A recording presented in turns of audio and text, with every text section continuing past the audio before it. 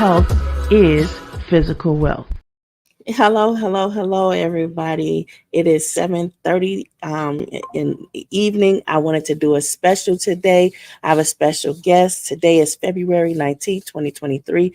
And I know it's late, and I know it's a holiday break for a whole lot of people, but I wanted to get this episode in. We have a special guest. But first, let me bring my husband on, Eddie Phillips. He is the CEO of the Erudition Network. Hello, Eddie. Ooh, Now, man, y'all have to forgive me. I'm unpolished. If I'm not doing these intros right, just overlook me. How you introduce me and then talk over me? I'm sorry. See, that's what I'm talking about. I'm unpolished. So, hey, Jackie. And then we have Tony Briscoe. Hey, Tony. How you doing from the Tony Briscoe Show? Thank you for joining us, Jackie. You talk over me. I'm just going to wave, you know. Yeah, I mean, you introduce somebody and then say, yeah, I'd like to introduce this guy. But anyway, I don't know. You guys got to get in here because I don't know. Y'all hilarious. No, I want to hear that. You've been around Eddie too long. Every time you on your show, I hear him trying to coach you. You won't be listening. I know. I try. I don't know what's going on. It's the camera, man. I'm just not a camera person, and I'm trying really hard. And a lot of y'all wives are not even trying to be on the camera. And I totally understand that. Be a, you know, you do what you do. It encourages people to say, man, if she can do it and mess up like that, everybody can do it. You're not messing up. You're fine. You're doing Stop overthinking it. You always do wonderful too. So what I need to figure out is how to get my glasses where you can see my eyes, like you can see Eddie's eyes. You know, these light. This takes a lot of practice because there's many days where it's like this. Yeah, but I mean, you see the glare in mine. Like I got monitors, I got a light here, I got a light there, I got the big light on, I got a light on in the corner. You know, shoot your light about off to the side a little bit. You'll be all right. Okay, gotta get you. I'll work on that. I got to get a bigger light then. I got to get something that clamps on and hangs over. Yep. Cool. All right. I'm sorry, Miss Phillips, it's your show. I'm sorry. No, y'all good. Okay, so on this show, I would like to first introduce the topic. It's a PTSD moment. Both you guys have been in the military. You have military experience as Black men, and this is Black History Month. And I want to emphasize the Black families. Eddie is always watching those reunited moments with the military. And he's like, man, where are we? We're not represented in that, even with reservists, even with active duty members and female military active duty members. We're not fully represented in that. We care about you guys. We're your first responders. Of course we care about y'all. Yeah, it's interesting you say that because Eddie is retired from the military, so he's in a completely separate category from where I am, and that's why I was hesitant to come on. I'm on here really to support my brother, and part of the reason is I've had military encounters. That's it, military encounters. I've never been in a war zone. I did get called up after 9/11 to serve on Great Lakes. It was the first time I was gone for 20 months, but I was here. I did not go to California to be trained by Marines and then shipped off to Kuwait. That was the plan for me. God changed that plan. Well, in essence, he already knew the plan. I just had to catch up with it. But when I got to Great Lakes, there was a young man who wanted to take my orders. But I had to take his job in order to do that. So I pulled double duty most of the time in the office and then out on guard duty. So my experience is different. And that's why I said I had military encounters or military moments, but none that I would consider, PTSD. My PTSD comes from corporate. My PTSD comes from being passed over as a Black man. My PTSD comes from working for an organization that has been serving Black students for 24 years, and you've never had a Black male chief. Now, you want to holler about that PTSD? Oh, yeah, that's what we're going to talk about. Yeah, that's we're going to touch on all of it because, it was not relevant until like the military started to make it popular. It was not exclusive to military life. It is a lot to do with a lot of the prolonged stress of life, period. And a lot of African Americans have that problem. And it's like people say, well, the angry black man or the angry black woman. This Black History Month, y'all. Let's get it out there. Let's put it out there. And as you being military affiliated, it's easier to segue over into that aspect because yes, you can speak to the fact that yes, that prolonged stress was like, man, it's similar to living as a black person in America. No, there's no similar. Can y'all hear me? Because I felt like I was echoing. There's no real.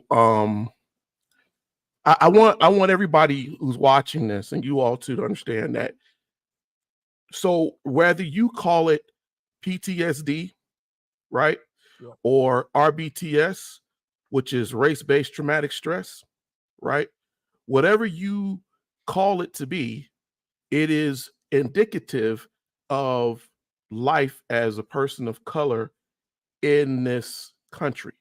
Yep. When psychologists, psychiatrists, and as a matter of fact, one of the reasons why the military was so slow to recognize the need for psychotherapy and medications and anything and job accommodations and everything else is because, they knew the legal ramifications that will come into these businesses.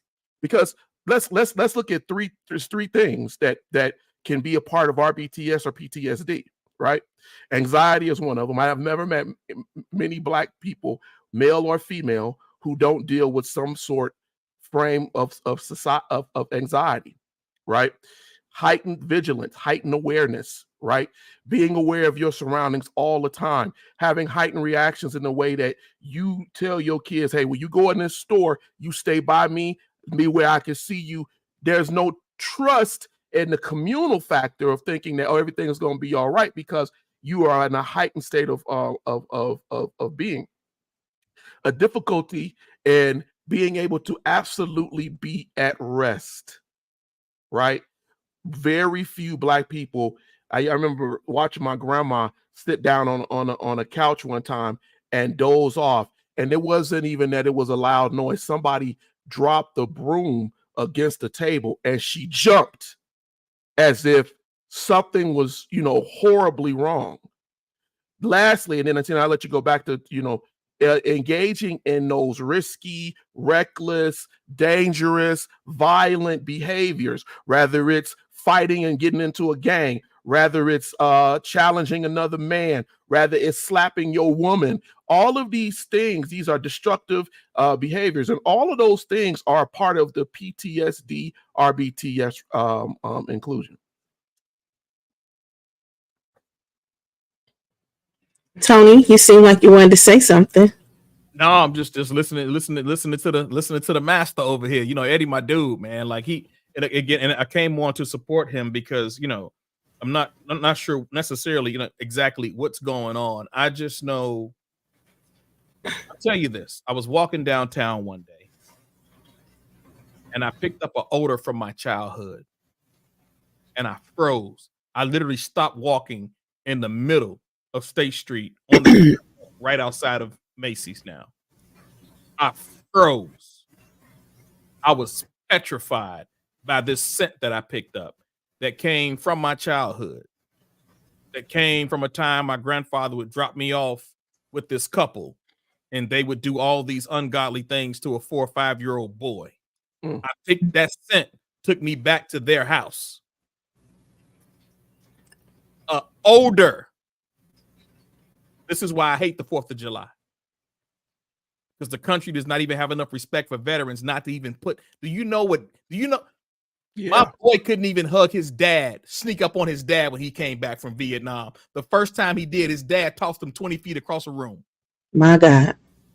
Just because he didn't know. His mama had to tell him, you cannot sneak up on your father. Right? And so when we talk about PTSD, it's trauma, right?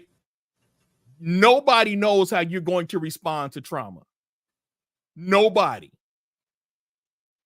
There are fits of rage that people can go into and do some of the most heinous things you can think. And then the next second, like a young man who came back from Afghanistan, his girlfriend cheated on him over here in Oak Lawn. He put a bullet in her. Then he ran to the phone and made a phone call to 911 and said, I think I just killed my girlfriend. He didn't even know what he did. So you can't even compare whites that come back from war trauma zones. Not everybody, but look at the lives and the patterns of black men who came out of Vietnam. Look at the lives and the patterns of white men that came out of Vietnam. There were a lot of John McCains that rose to power. No black man fit that quota like John McCain, for the most part. There's a difference in the culture and the community, right? I used to wear my military jacket for Veterans Day. I don't even wear it anymore. I don't wear it anymore. When we were, I forget where we were in the world, I was coming home, I had my jacket on, and there's a group of people protesting what's going on in Iraq. Right? And so I had my military jacket on. And this white dude was like, hey, how does it feel to be a part of a country that's over there murdering kids? I said, how does it feel to be part of a country where you don't get shot in your face and gunned down to talking to a military veteran like you know what you're talking about? You should be grateful for that. You should be grateful you don't live in that kind of country. Speak your garbage like that in Saudi Arabia and see what happened to you. Speak your tongue like that in North Korea and see what happened to you. I said, you never know what kind of veteran you're talking to, and you better be lucky you still breathing right now. Like, those are the kind of reactions that people have no concept to understand. It's hard for me to watch real war movies. If it's a fake one, I can deal with it. You put anything real in front of me, I'm going to buckle. I'll speak this last piece. I forget what movie it was. There was a church outing we had about a chaplain who was in the military. And he was in the war zone and all that. But they were like, they painted it as a couple's night. So, you know, they gave no thought and blindly, they gave no thought to anybody who was in the military. So when they came out of the theater, I was like, we going straight to the crib. I'm not going out to hang out with anybody. And that's because of my love for the red, white, and blue.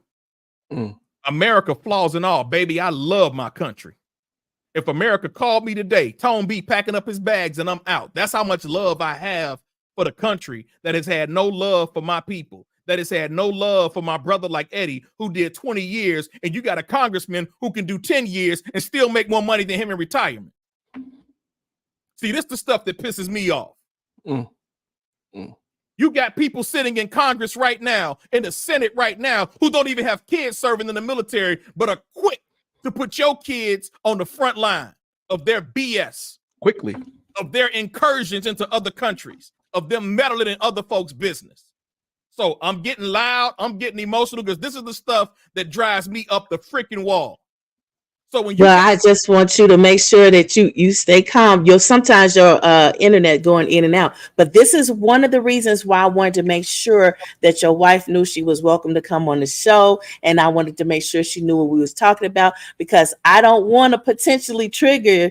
And I know you said you were triggered by a smell, so I want to make sure that we stay prayerful and we remember that we're talking about things that have passed, and we're making people aware, because scholars, they swear we are not aware of what's going on. So it is important that we have this discussion. But if we gonna have the discussion, I'm gonna have to be comfortable speaking the way I speak, and this is part of what happens. No, speak, but I'm saying don't get triggered. That's what I'm saying. I'm good. I'm expressing myself freely. I'm with another military man. This is how we talk. That is how we talk. I didn't see. I saw nothing as far as trigger. I understand exactly where he's coming from. As long as you okay. I'm good. Okay. You brought me on here, sis. I'm good. If I was not in a good place, I would have told you I can't do this. I don't want your wife being mad at me. Don't worry about that. Don't worry about that. My wife is a prayer warrior. She'll be like, okay, I'm just gonna be praying for him. Like, we're good. But I want to express it's because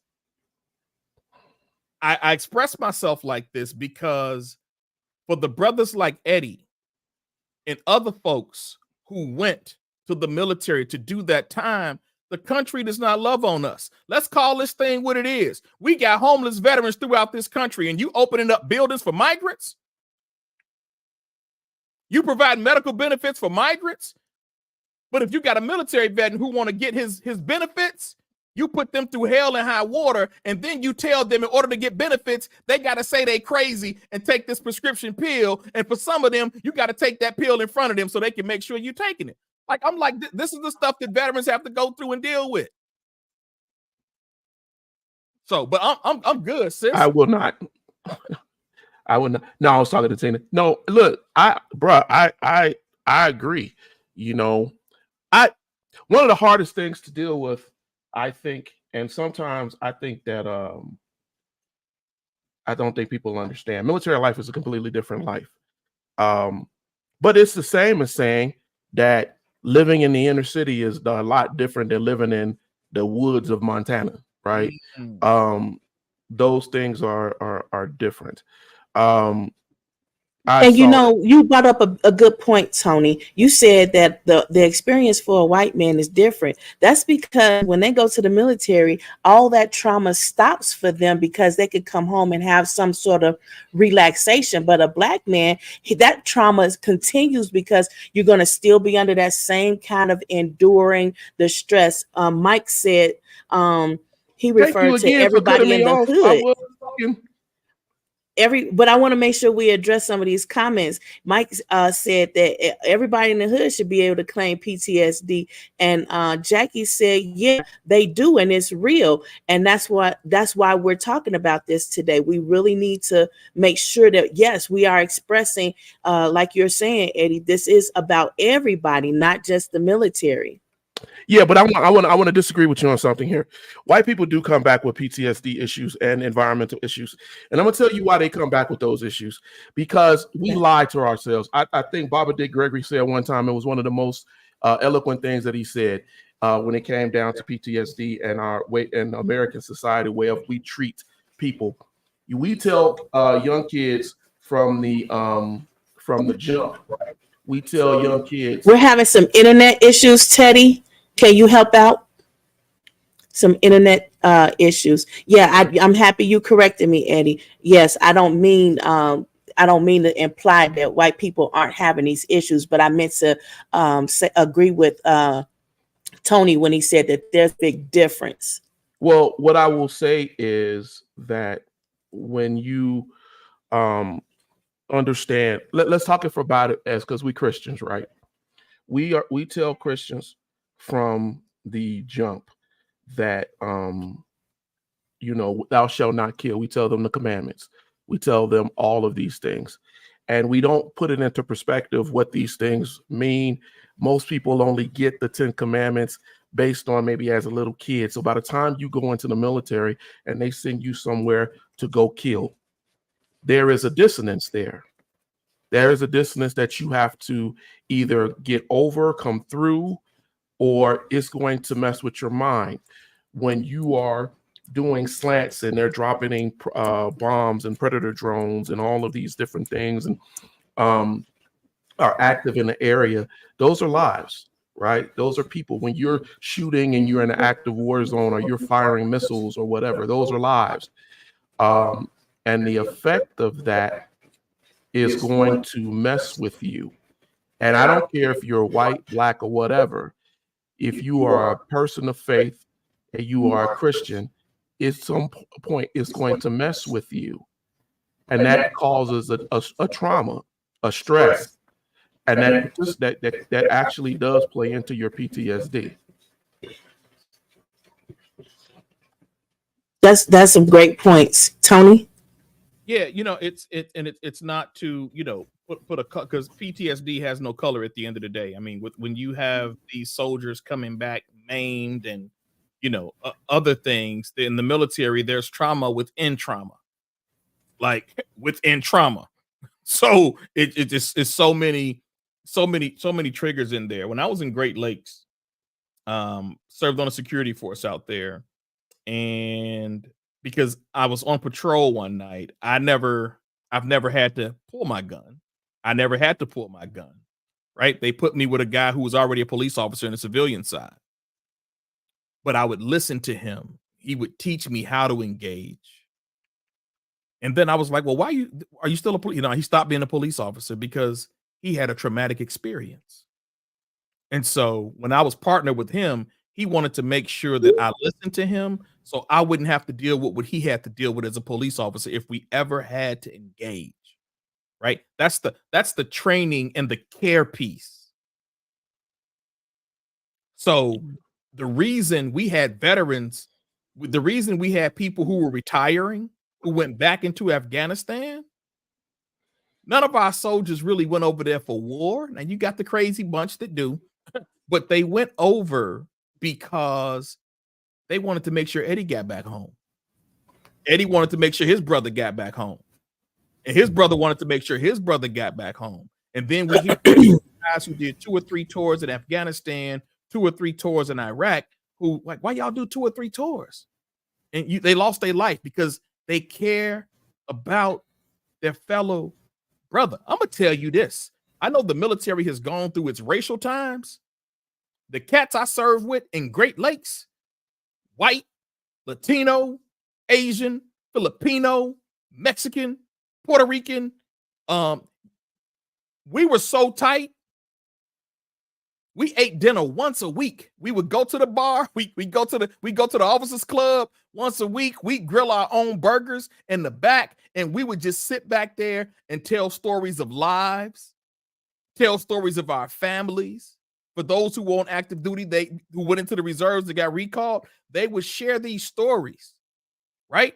I didn't have a lot of racial trauma in the military. I've experienced more racial trauma in the corporate America than I ever did in the military. I'm a stand on that. Amen to that. When I was with these men and these women, when I say we bleed for each other in the military, we bleed for each other. I just so happened, y'all know I took a new job this year. Congratulations. Thank you. The first day on the job, I pull up next to a police officer trying to figure out where to go, campus police. And this guy leans his head over. He says, Briscoe. And I'm like, Chief Sellers, what's up, man? Chief Sellers, when I got called up after 9/11, my wife was on a plane and had a miscarriage. Chief Sellers was the one that came to find me. Wow. While he was off duty, tracked me down on that base. Yeah.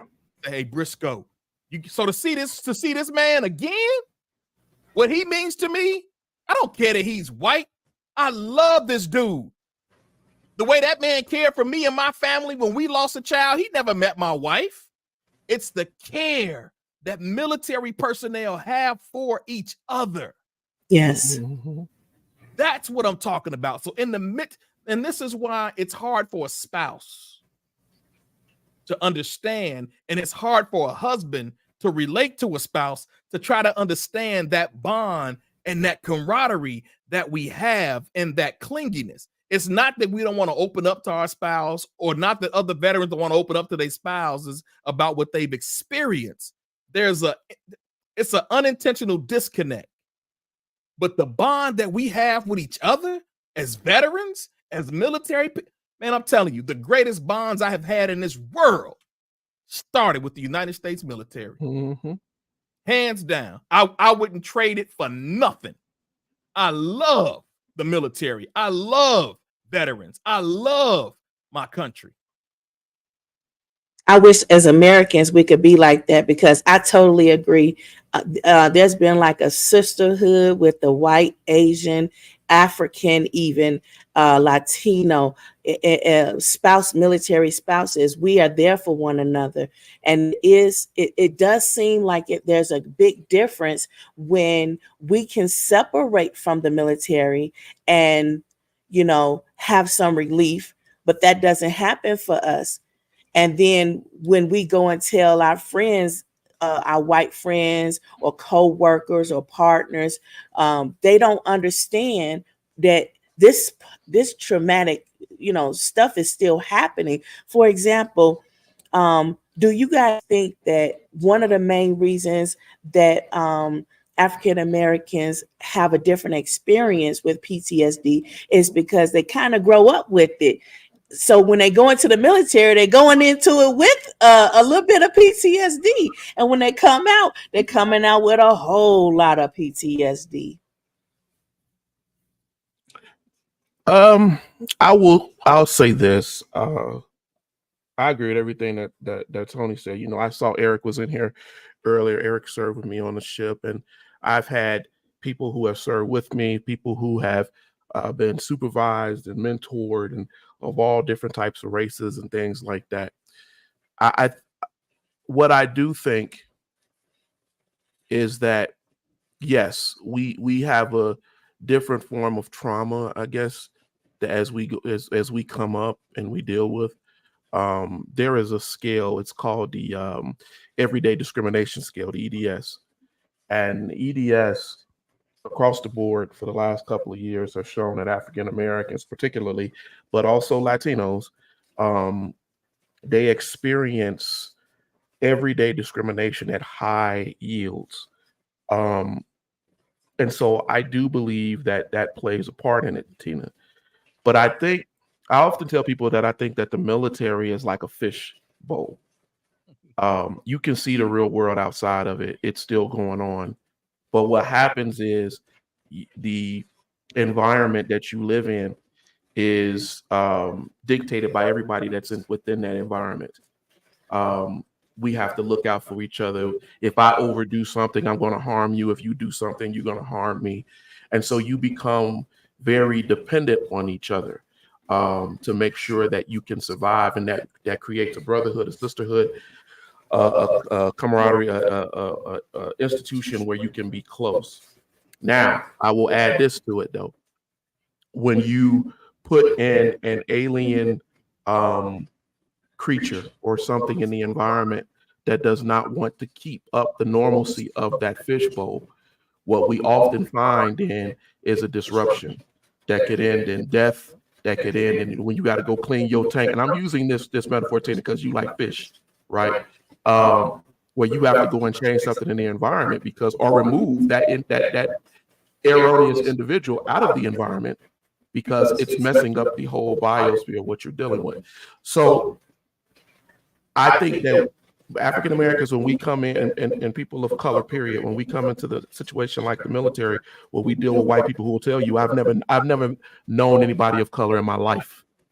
You are the first one I've ever seen. Say it again. I used to think that black people wasn't nothing but a bunch of gangsters, thugs, whatever. And then I realized that y'all could be intelligent, intellectual, well thought, right? And then you still got the good old boys, right? Who jack up the system, who stop folks from making rank, right? Yep. Who, and this is why one of the reasons right now why the military is suffering, because when you let that kind of system go on too long, right, it starts to destroy your system, your tank, until a point where you can't save anything. And so now what they're trying to do is purge that.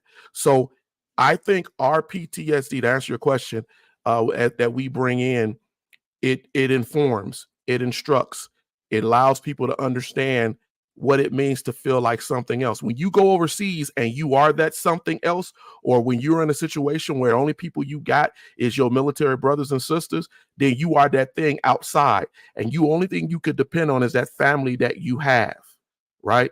And you do everything to protect them. Eric will tell you that on the ship, I didn't sleep. I didn't sleep because I stayed up every night to make sure that the systems were working.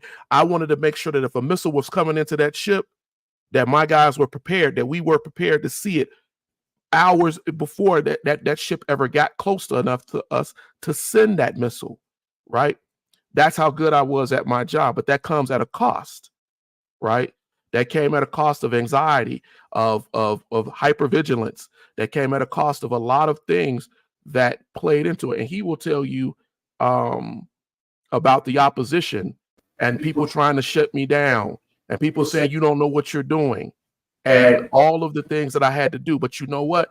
Every one of my guys were better and we came home without losing anyone during our deployments. So it is important that we bring those things and we don't shy away from the things that we've gone through coming up, because it does inform those as we go through our situations in the military. Yeah, and I remember them calling me, and I didn't think that, they would do anything like that. The military called me when you guys were deployed, and they said, you got to talk to them. And I had to talk to you and talk you down. Us spouses, we're at home and we're trying, to hold the fort down while you guys are gone. We're trying to pray for you guys while you're out there and about, sending you love packages every single week. I made sure I sent you videos, home videos of the boys growing up, just doing little things around the house and seeing them eat food and seeing them having a 3-course meal, making sure you knew that they were okay, so that you can have that peace of mind to know that, your sacrifice. I know you working and the money is being used properly. All of your efforts and your endeavors is going towards what you were endeavoring for. And I think that, that's about as much peace of mind as a spouse can give an active duty member of the military. And that's about the same thing that we look for in a Black community when we going out to these corporate jobs and have to deal with a great deal of racism. And some of the people are not racist, but there's a great deal of people who are, and it triggers us, especially when you come back from the military and you're still dealing with that same level of disrespect, even for the country that you just fought for. Yeah, but let's give kudos to both of you. My first trip to Italy as a reservist, I was there for 2 weeks. My job was to reconcile all divorce records. And I kid you not, when I say I worked my behind off for the 2 weeks I was in Italy, they worked me to the bone. The average service jacket I hit, the minimum was 3 divorce decrees. The minimum. It takes a special woman. I agree. A godly woman to raise boys,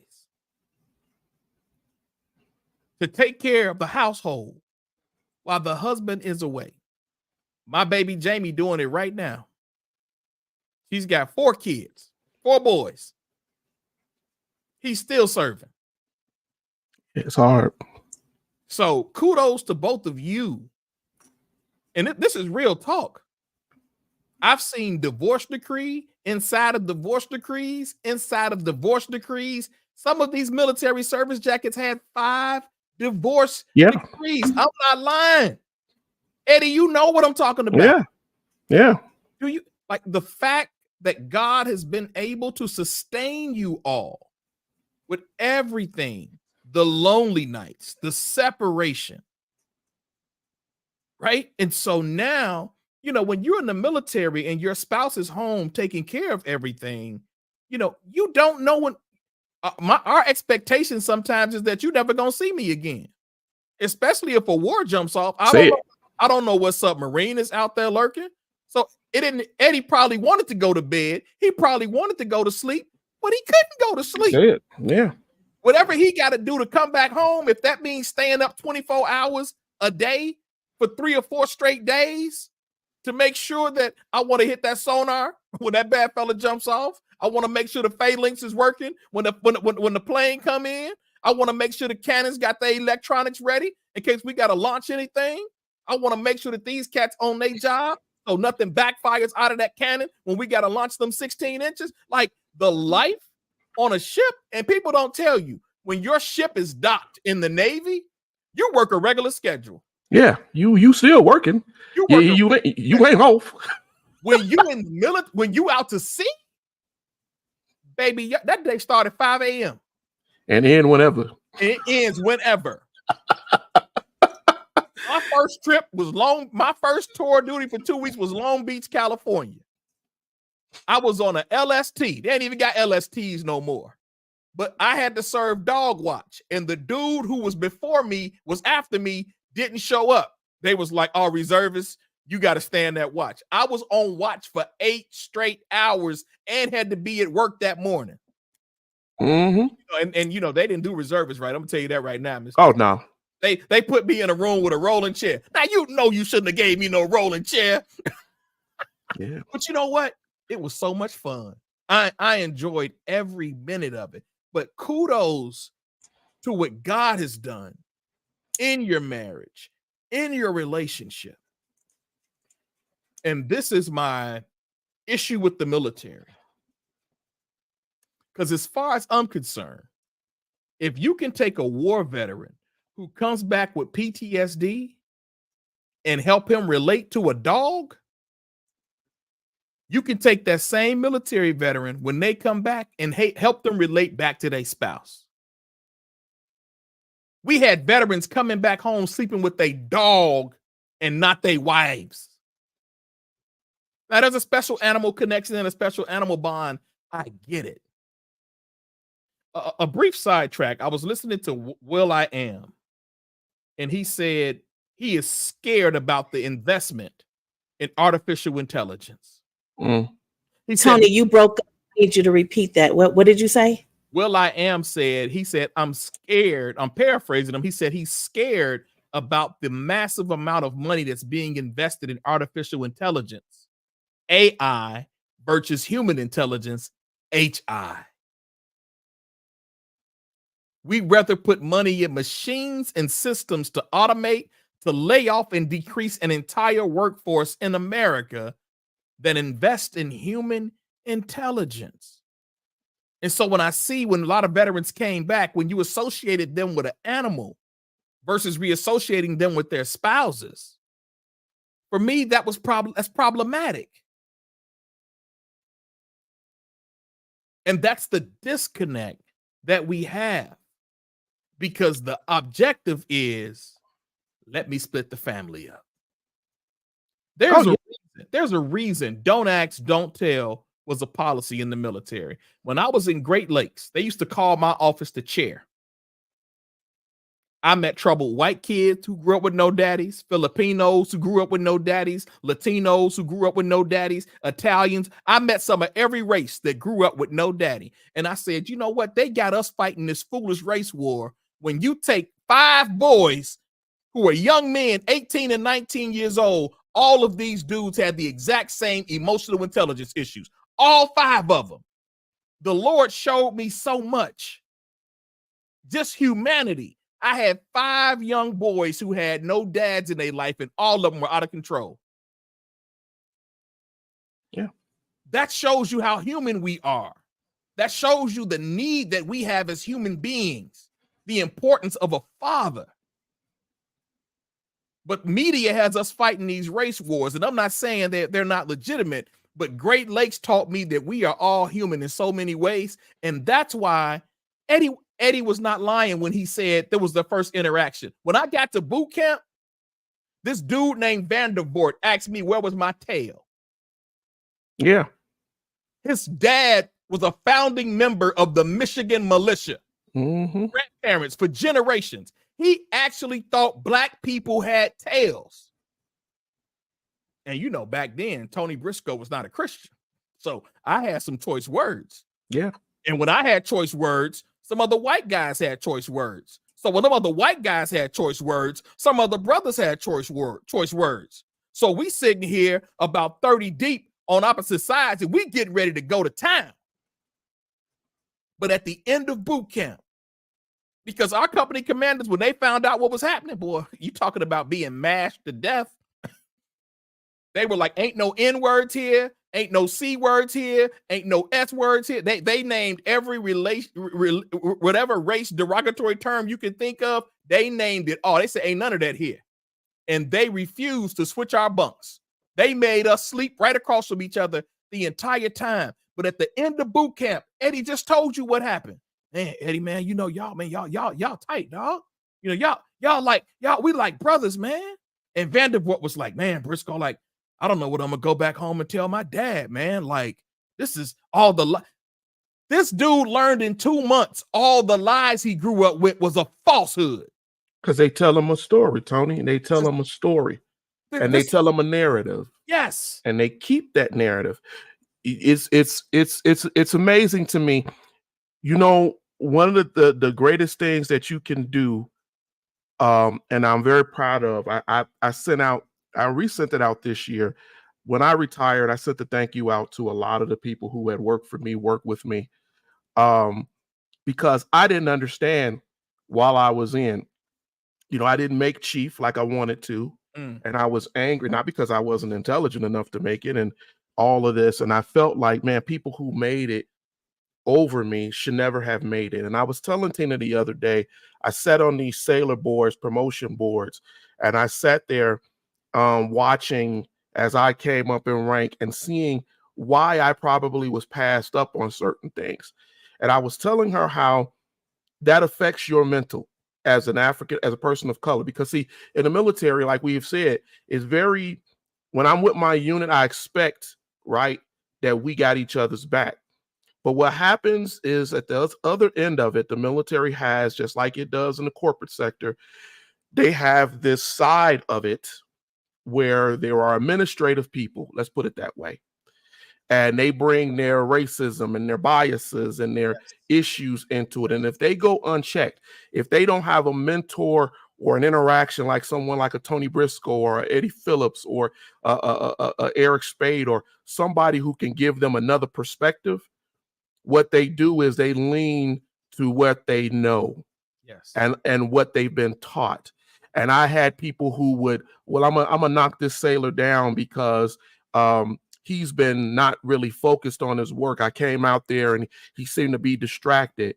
And I remember being on the board going, whoa, whoa, whoa, whoa. You realize that his father just died a month ago, and that he had to fly home, and that's where he was, and now he's back. I expect that he's going to struggle a little bit. What we can do is help him as sailors, as supervisors, as leading petty officers, and make sure he's okay. Because when he goes home every night in Bahrain, he's by himself. Yes. So when I call him at night to make sure he's okay, right, just to joke with him, I want his mental state to be right. I sat in for 5 sailors in Bahrain who tried to kill themselves. And I had to go to the hospital and sit there, suicide watch, and talk to these sailors. That affects me also. Yes, sir. Because I got to sit with sailors who try to take their lives. Yes. Right? Yes. I sat with racist sailors. I had a sailor who told me his father was a racist too. Tony, so I know where you're coming from. Yeah. Straight bigot. Yep. Right? And he asked me, what make you want to serve in the military, petty officer? And he would always sit with me on watch and give me these racial things that I knew were based on his background. But he sat with the right one, with Eddie Phillips, because I'm gonna give you the history. Yes, sir.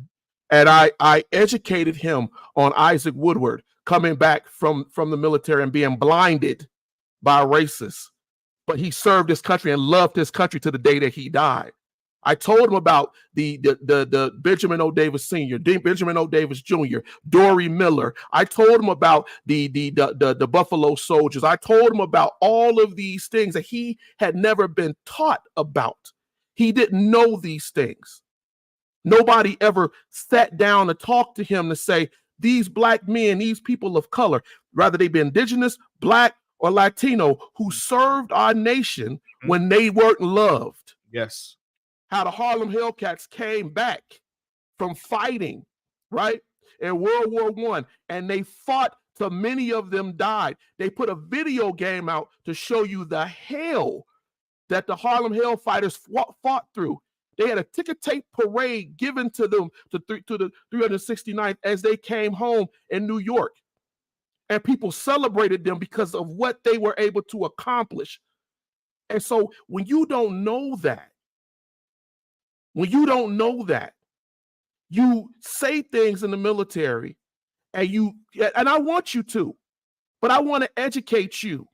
I want you to understand. So every time you look at your brothers and sisters out there, you go, man, I'm not going to let nothing happen to him or her. Yeah. Because the legacy of what they have gone through, why they're here, is more important than that. Yeah. Tony, it touches my heart. when I see brothers like you and me who say, I love my country. I would not have served for my country if I didn't love it and believe in the promise that it made. Still believe. PTSD is an issue because despite everything we've had to do, right? It is a betrayal, like he said, of these veterans. I told Tina, there's veterans that are being put out of their homes throughout this country, and folks don't even talk about it. When COVID happened, people couldn't go to work, and them veterans, they were put out of work. They had VA loans, and the VA would not respect those loans. They couldn't do it like an FHA loan and swing it to the back of the loan. They told them no, they couldn't do that. And so there are whole families of veterans who lost their homes, jobs, livelihoods. Yes. And they were already dealing with PTSD, disability. Now you couple that with everything that Eddie just said. After all that you've done and all that you've been through, have the real Republican Party conversation about VA benefits that these cats have been cutting almost every turn. Yes. Like, let's talk about it. Let's talk about what the Veterans Administration, since they suffered a cyber attack almost 4 or 5 years ago, that they still have not come up with a comprehensive system to take care of the veterans. You got all this money and all this intelligence. Do you know we waste almost $645 million a year in research versus taking actions on things? Are you telling me that after all the money and intelligence that we have, we cannot build a system that cannot be penetrated by threat actors in order for veterans to get the benefits, not that they need, that they've deserved and that they've earned? This is the stuff I'm talking about. Preach. Same thing for the Biden administration. What you doing, dog? I'm a military man. I want everybody to come here who can get here and make a better lives for themselves, but not at the risk of jeopardizing national security when I'm not even taking fingerprints of the people who coming over here. And I've got military members who are still suffering on the streets, on the corners, trying to get medical benefits. We still got veterans who are suffering from the Kosovo incident. They used depleted uranium bullets for armor-piercing tanks. And my man came back and I looked at his face. I said, you were in Kosovo. He said, how do you know that? I said, your eyebrows are gone and you have no facial hair and you're too old not to have some semblance of facial hair. He said, yeah, man, I had to get a job with AT&T. I'm so glad they hired me because they wanted me to take this medication in order to get me on my medical benefits. And I wasn't doing that. This is how the country treats veterans. And this was a white guy. This is how the country treats veterans. That's the problem with all of these politicians. So when we forking out money, when we're pushing out money, when we're building things and we're not taking care of home, I take great issue with that. And this is why you have a majority now of African Americans who are like, you know what? I'm going to roll with Trump. I ain't got to deal with their rationale or their reasoning, but they're trying to send a message. They're just trying to send a message like we're through being pimped by this party. But in essence, baby, you being pimped by both of the parties. You just got both of them just playing different cards. Amen. That's all. You being pimped by both. We're being pimped by both of the parties. Malcolm told you, right? Malcolm told him. Malcolm told him 1964. Malcolm X, when you read the Ballad of the Bullet, Malcolm told you. He said they foxes and they wolves. It don't matter who's devouring you, but you being devoured. And they are making deals. They are making deals. It's funny you say Kosovo, Tony. When I first got in the military, I was like, man, I wanted to go out to sea. I want to go to a ship. I wanted to get it out of the way. I wanted to go to Japan. And I went down to go to A school to do for Navy intelligence. And I went down there and they didn't let me go. They said, no, we're going to send you to DC. We're going to send you to NSA. And I was like, man, I got a high school education. I don't know if you need to send me to, but I went. My first major assignment that I can talk about now was I had to sit down and look at the evidence of atrocity that was done. So that we needed to verify for the world courts. And I say it was my third day at NSA. Information now, right, Eddie? I can talk about that. Okay, cool. And at my third day, it was pictures. I had to look at pictures of bodies and heads blown off, babies beat to death and bludgeoned to death. I had to look at homes blown up. I had to look at babies who had been shot through the body and people who had been emulated, burned. And I had to look at hundreds of pictures of this, right? And I had to be on this and work through that. When you watch or see something like that, it was traumatic for me. And it took me a couple of days to get over it. Because here's the thing too, I couldn't talk about it at the time. So I had to endure it. That's a small part of what you have to deal with in the military, depending on what job that you may have.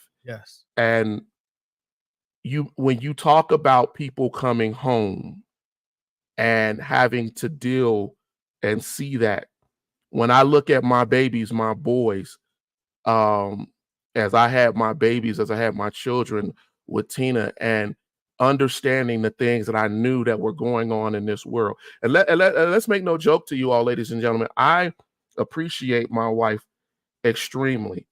I'm not saying it was easy for us, especially during my tour in Bahrain. I was gone for 3 years. It was supposed to be a 1-year tour. What? It was supposed to be a 1-year tour. What? And because I am, and I'm not, honestly, I'm not saying this to be braggadocious, but because I'm so good at my job, the Admiral asked me to do another year, 2 years. And so I said, okay, now I was supposed to be there on a special 3 years for my tour, but it didn't have to be in Bahrain. I could have done a year there and came back. And then he asked me to stay, and I stayed. And I was already, my grandfather died. If you know me, I was very close to my grandfather. We had a lot of things going on in the family. I could only come home for a month every year. So that's like a lockup, as Tina's brother said. I was able to come home for 30 days. And 2 of those times when I came home, we left and went to Chicago. So my family didn't get the full time with me. Yeah. And I got through that second year and I was like, man, I'm ready to come back. I'm ready my family needs me. And I was told, no, man, we can't let you, if we let you go back, we have to send you here and your family's not going to be able to be there with you still. So it would be better that you just do this 3rd year. Then we can guarantee that you can go back to Denver and retire. And that is the sacrifice that my wife and my kids, right, gave to do that. They weren't paying us the right amount of money over there. I had an apartment over there that I had to keep up and a mortgage at home that had to be kept up. And we fought through all of that. But I will tell you that I thank God for prayer. I thank God for having a pastor. My past prophet is Dr. Hattie B. Jones, who passed away. She keeping us in prayer and preparing us for what was going to happen. Yes. Because had it not been for God, I don't think we could have been able to make it through it. It took faith. It took God. Yes. Right. Yes. I tell Tina this, but I tell you all openly, when I talk about my military career, it's something. I remember having to leave my baby, my wife and my kids, get into Norfolk, being told I wasn't going to have to get underway the whole time, getting to Norfolk, getting an apartment, and them telling me, no, Eddie, you got to be underway for 3 months, and taking me out to sea. And she had to make sure that everything was put in the house, the apartment was set up and everything while I was gone. Because here's the thing. The idea is that you're good at your job. You're good at what you do. We need you. And my family bore the sacrifice for that. Yeah. They bore the sacrifice for all of I had to do. Yeah. And that, Tony, is why, brothers like you, when I hear you on your shows talk about the dedication that you have to your wife and your child, I love that, man. Because see, in the end of the day, it's examples like you. You are the catalyst for those get-togethers at Great Lakes. I was at Great Lakes for 2.5 months because Wow. I took it ill after boot camp. It's you who keeps those people, right, to talk to each other, to understand, to show a different example of who we are as a culture. Absolutely. And it inspires. Yeah. It inspires. Yeah. My wife, she inspires. And I tell her, I was like, if those women who call you and talk to you, the military spouses and stuff like that, because I had a guy tell me, I never forgot it. He said, Eddie, you changed my life, man. Before I came to work with you, he had 2 boys. He was like, I didn't know how I was going to do this. My wife has been there for women who have had miscarriages and was stuck overseas, right? My family, I tell my sons, the example that you set.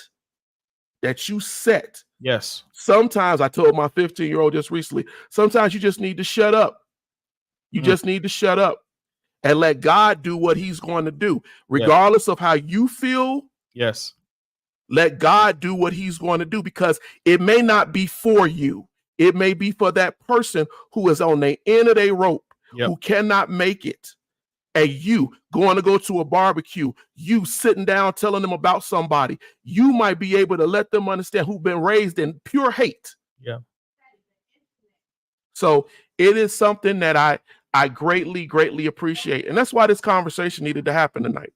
Yeah. Yeah. No, I agree, man. I agree. And, Sister Phillips, like, kudos to you, because whatever trauma Brother Eddie has, you have. Not seeing your husband, but 3 months out of 3 years, that ain't no time. He a family man, so he wasn't playing. Eddie a family man. He what y'all mean? And that's what I'm saying. We got troops in Afghanistan making $50,000 a year, but the government contracts out Blackwater and paying these guys $170,000, $180,000, $190,000 a year. Like, make it make sense, America. America, just make it make sense.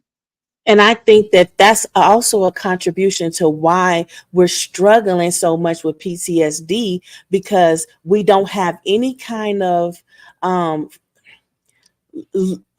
relief. Like Eddie said, with the housing, I saw a lot of military people who died waiting for VA hospitals to help them while Eddie was gone. I was paralyzed from the waist down while Eddie was gone, because the last baby, he paralyzed me from the waist down. So it was extremely hard. It was so much psychological warfare. It wasn't. It was like a spiritual warfare at the same time, manifesting itself as a psychological warfare that kept manifesting itself as a lot of hate, aggression, violence, and hopelessness and haplessness. It was extremely difficult. And the major thing that I can say, for as far as from what I've seen with the various people that I've dealt with and the different military families that the major thing that I've seen that has been helpful, a lot of people credit God and their faith in God with their ability to do those things. What do you guys think about that? I think Jah has been good to us. I think the Lord has covered me my entire life. I know he has. I don't have the brain power or the intelligence to know all of him. I've read the Bible twice back to back. I've listened to it once back to back. I've read books. I don't just study the Bible. I have books, historical references and context, for everything. I'm getting ready to start with in the Maccabees and these other historical books, the book of Jasher. I'm getting ready to start stepping into a lot of stuff. I can read all that stuff till I'm blue in the face. My knowledge of him will never surpass my experience with him. Amen. This is why I'm a Christian. Because my experience with Jehovah, he's always been faithful. He's proven himself over and over again that there is none greater in my life. So when people ask why I'm a Christian and they want to bring up all this other stuff, hey, I'm going to stop you, bro. I'm going to put all that to the side right now. My experience with Jehovah, my finite mind can never match what he's done for me. From tuberculosis disappearing from my system, I can never match what Jehovah has done for me. The trauma that I've experienced as a child sexually, I should be a murderer, a pedophile, a rapist. My experience with Jehovah in the midst of everything that I've gone through can never be replaced. It cannot be replaced by knowledge. I'm proven in him. That's why I live for him, because he's been faithful. You and Eddie are a testament of a man who can't come home to be with a paralyzed wife after she has a baby because he's off serving and he's off fighting. And even if he is, his mind is in two different places because his responsibility is so great. Now you have to endure paralysis while still taking care of a child. And you're here on this night on February 19th because the Lord has been faithful. Amen. And that's the power of a relationship with Yeshua. That's Amen. the power right there of a relationship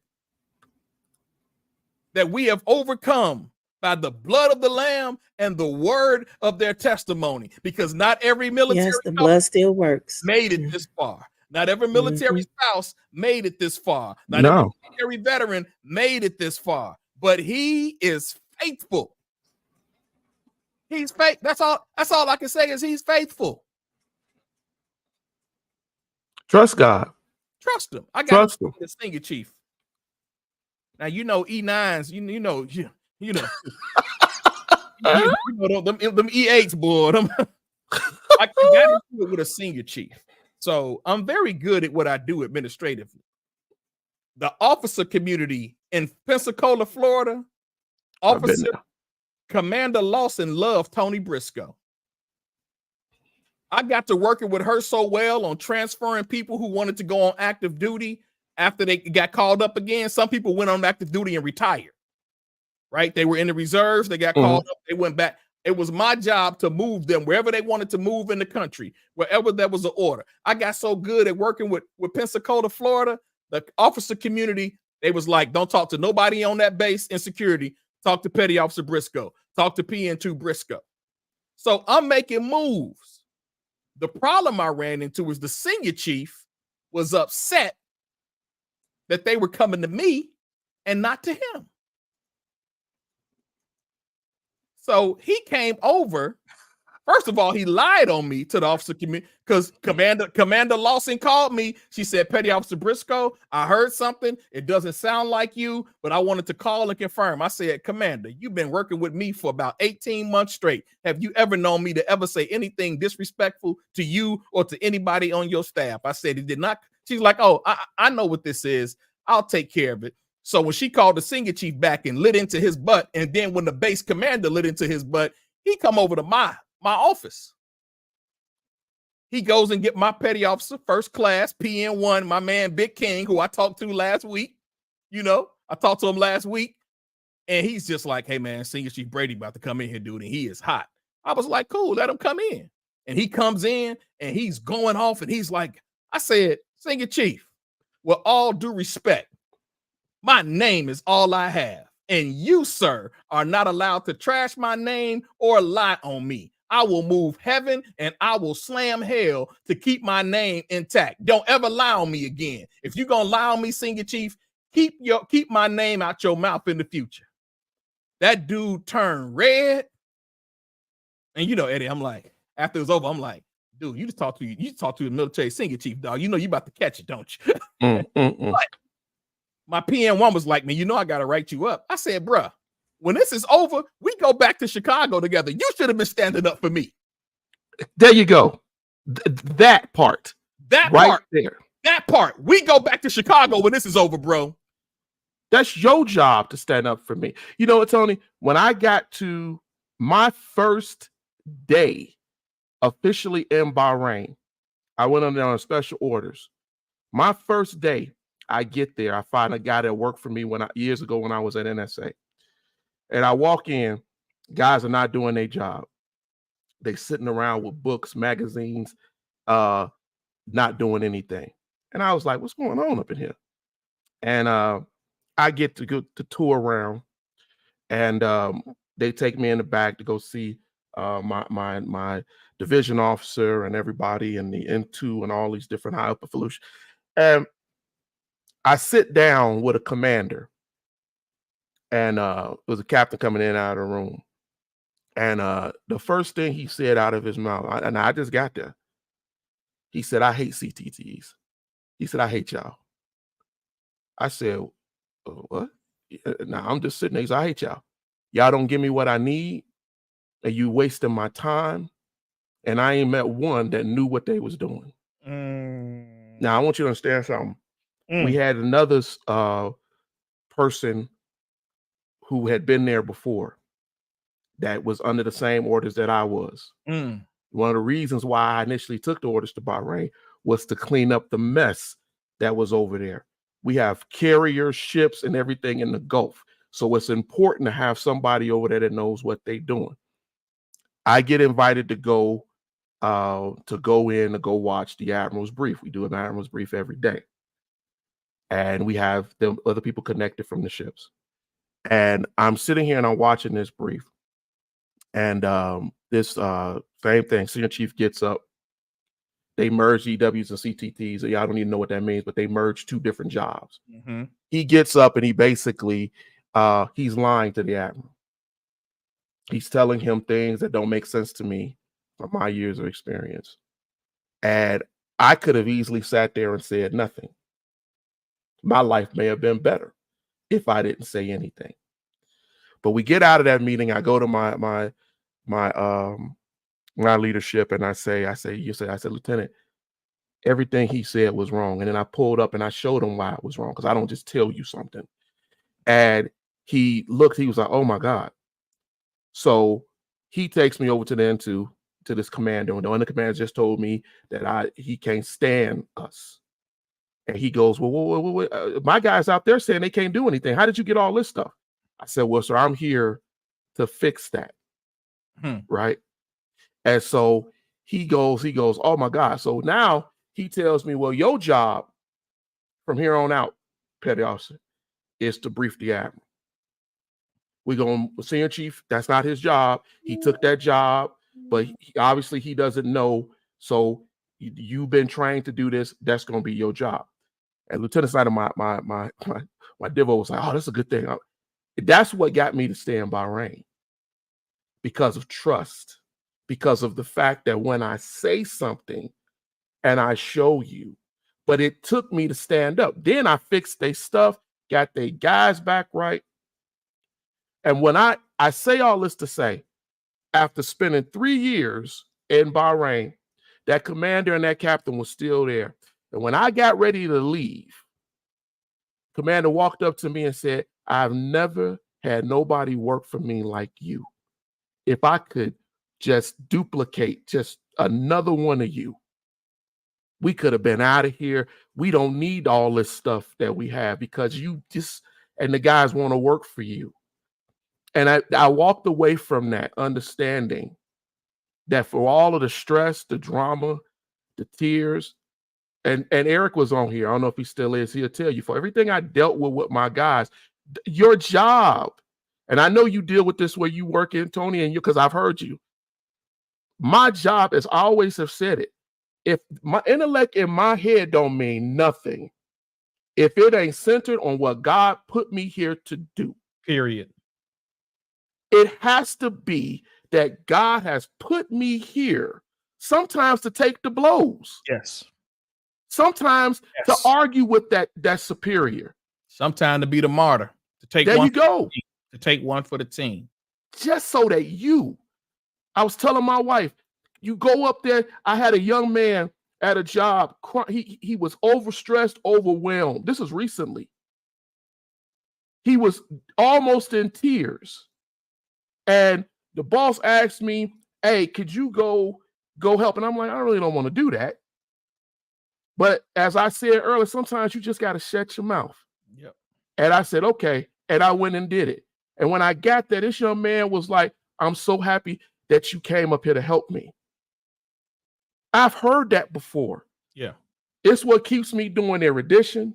It's what keeps me doing what I do. Same here, bro.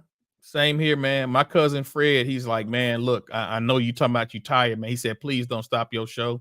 He said, it's just the only thing that's keeping me going, Tony. Oh, man. Like if one show up, I'm rolling. I'm rolling. Yeah. Man, I appreciate y'all, man. I appreciate you. I appreciate Mike Wiley, Phil, Mike Sister. I appreciate everybody who was trying, because this community, whether you know it or not, it's, the Pritchetts, and I saw Philanda was on here early, her and Jesse. There are so many people who you may not realize the lives that you touching in this trauma. This is a very desperate time, y'all. It's troubling. We're talking about PTSD, mental illness, and everything tonight. People are fighting spiritually, physically, mentally, emotionally. Yes. And all these little shows, you thinking that you get on and you joke or you cover something, and sometimes y'all know, because y'all do podcasts, you segue into something you didn't even expect. But what you didn't know was that somebody that was watching needed that to get them to go that extra step, that extra mile. Yeah. So I appreciate you, man. I appreciate all y'all. Man, look, so with Senior Chief, now my workload increased. Yeah, I'm sure. Every time, because he got to teach you a lesson. You can't be insubordinate, right? That's every time Senior Chief came in that building, he'd stop in and he'd sit down and we'd talk 30 or 40 minutes, at least twice a week. So my PN1 was like, man, I think that dude respect you more for yelling at him. Yeah. We were mentoring the same kid who was always getting it. Me and Senior Chief collaborating, talking about how to help this kid out. This kid got into trouble one night, man. And he shouldn't have been drinking at all. He was dating a young lady who was a sister. One of the brothers had problems with him dating his sister. She's one of the coldest ones on the base, too. He had an issue with it. And he said something to Scott. Scott just takes her upstairs, goes back downstairs. They had to wire this dude's jaw shut. Police show up. Base police show up. You got the Great Lakes police and you got the Naval Security Force showing up. He asked two names. Can you get me Senior Chief Brady, or can you get me Petty Officer Briscoe? Bruh, I was on the second floor. They didn't do that. This one kid, we used to call him Eminem. He looked like Eminem. Police officer had to get his jaw wired. One got his arm broke. Mm-hmm. And the other one was on the auxiliary security force. I don't know if he even made it past, but he how hard he kicked this dude through a vest, Eddie. Oh, wow. Knocked his back out of alignment. This one of the young men I told you had no daddy growing up. Yeah. Mom was a schizophrenic. So my man had issues. But you had cats who had egos with badges and guns. Egos with badges and guns. There were two people who could have spoke one word to that young man 2, stand And down. with a condom. With a But condom. their egos were too high. And I said, Senior Chief, I said, I'm upset. I said, because it didn't have to go this far. He said, I know Petty Officer Briscoe, but they're going to put him in the brig. But Senior Chief didn't even let the young man get kicked out. He eventually did get kicked out. When he got to his duty station, he got into it with a Marine, and, you know, he whooped the Marine. He hurt him pretty bad, and they kicked him out.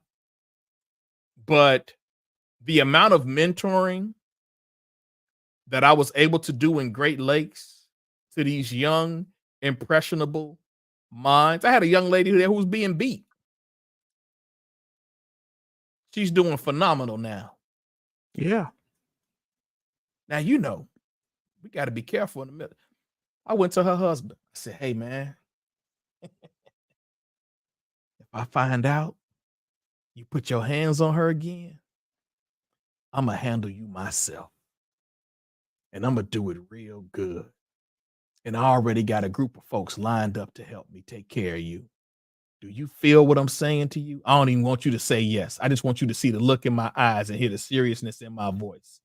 If I ever find out you put your hands on her again, you are done. Like, that's the kind of involvement I had in the lives of people, caring for people. I lead with heart. I lead with heart every day. I got a new team. I lead with heart every day. At Noble for 13 and a half years, I led with heart every freaking day. Yeah. Because I believe if you take care of the people, they'll take care of you. Come on now. Look, that's the truth. If you take care of the people, they will take care of the organization. You take care of them, they don't care. We in IT, man. I'm gonna need you to crank 3 more hours. Shit, I don't care. Whatever you need, Tony. But if I'm doing them dirty, there you go. If I'm doing them dirty, if I'm not giving them opportunity, if I'm not speaking to their needs, them folks ain't gonna stick around and be serious about anything. You know what? There's a part of that though, too, Tony, that we briefly didn't touch on. Here's a reality though, too. I tell, look, my philosophy on life has always been, I don't need to be the smartest person in the room, but I will go out of my way not to be the dumbest. And I tell my guys, I tell my sons, that is what you stress for, right? Don't be the dumbest, right? Be informed. Eric will tell you that I have sat across people who outrank me, and I remember one time specifically, but that I have gone off on them, literally gone off on them. I remember Eric I blacked out. I went off so bad. Eric told me, he's like, man, you called that man an idiot. You said that man was stupid. And I don't use words that are easily inflammatory, understood by them. Okay. So I may use words like obsequious, dullard, obtuse, right? Yeah, he was using $1 million words and the man didn't understand that he was being cursed out. That was what he trying to say. But and then get up and, like he would also say, he's like, Eddie, then you walk away. You just walk away from it. But what I understood, I always understood, is that as a Black man, when I walk into an organization, rather they admonish it or not, they see that Black man. And until I open my mouth, until I do my job, there is a certain understanding that comes from a Black man from Chicago who, on paper, you say, I've been to Princeton, Yale, Harvard. Who is this guy? MIT, whatever. And then you walk in the room and you start talking to them, and they realize, oh, he ain't the dumbest in the room. Oh, this, right? That dude. Yeah. And now I gotta come up, right? Or I gotta at least equate to him. And some people can't deal with that. And so what they do is they try to sabotage. They try to lie. They try to undermine. The reason folks will work for me and they wouldn't work for others is because what you said, right? because they be like, wait a minute, man, you saying whatever you saying, but what Eddie showed me how to do is what they want. Everything you saying is gonna get me in trouble. We're not gonna hit the level that we need to hit. Yeah, I'm laughing at Eric because he put up a name Stingle, and then he said, "I remember folks came down there cutting off Eddie's screens." Yeah, cutting off screens, and it took people from the carrier to say, "Don't you dare cut them screens off." It took people above their rank because see, once something is established. And that's all I'm saying, bro. When I say the officer community, man, it was like, we like how Petty Officer Briscoe works. Yeah, because I'm gonna give you service. I'm big on customer service. I'm bigger on customer experience. Yeah. I want you to want to have to call me back. I want you to have to call my team back because you enjoyed the experience that came with the service. So when my wife had the miscarriage, Senior Chief Brady got on the phone. I don't want to see you for a week. Don't put no time in. Just go. I got you. Yeah. People respect. Sometimes you got to teach people you got to tell people to respect you. I've told people, sometimes you got to get up close and look that devil in the eye and say, I see you. Period. Just like you think you see me. Yeah. And I'm not going to let you, because I've sacrificed too much. I've done too much. God got my back. He would not bring me this far to leave me. Yep. And people ask me, well, why somebody say, you so arrogant. You got this PTSD. You act like PTSD. No, let me tell you something. It's not that I don't feel fear. It's not that I don't feel hesitation. But I was raised to understand that I got a God that can do anything. Anything. People told me, Tony, I'm gonna stop speaking so much, Tina. But people told me, a lady, I took an IQ test while I was early in the military, and the lady told me, I actually took two. The lady said, "Man, you could be in Mensa. You got a really high IQ," and like she was surprised. Yo, ignorant black behind from Chicago got this high IQ, right? And I said, okay, all right, yeah, it's great. And I let it go. I never thought about it until I got to Bahrain. I had a guy, probably one of the smartest people that's ever worked for me. Boy, it's just a genius, right? And he didn't respect nobody. White boy, didn't respect nobody. Would talk over him, would try to outthink him, and they sent them to me. And they said, he gonna work with you. He gonna work with y'all. And so I had to train him. And the first thing I did was I gave him a 50-question test. I gave it to all my guys. He wasn't nothing special. And he struggled on this test. And he came to me and he said, I don't know if is any of this stuff that I wrote right? I said, no, not a lot of it is right, but that's okay. It's not a pass or fail. It's just I want to know what you know. So now I know what to teach you, right? And it humbled him. So then he came back and we was talking, and he was talking about, I got a high IQ and I did this in school and that, and I was supposed to go to this college, that college. And I said, I got a high IQ too. And we started talking about IQs. He said, well, why don't you join Mensa? I said, I don't want to join Mensa.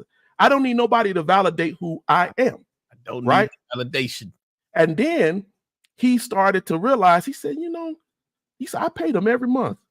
I said, yeah, well, I don't know why you paid him. You paid him because you're smart, right? And we started to talk, and now we still friends. But here's the reality.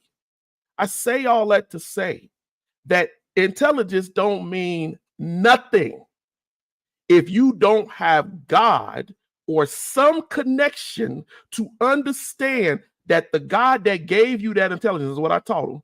That gave you that intelligence, he gave it to you for a reason, not to be arrogant, not to not support people, not to help those who are in need of help, not to provide knowledge to those who need knowledge.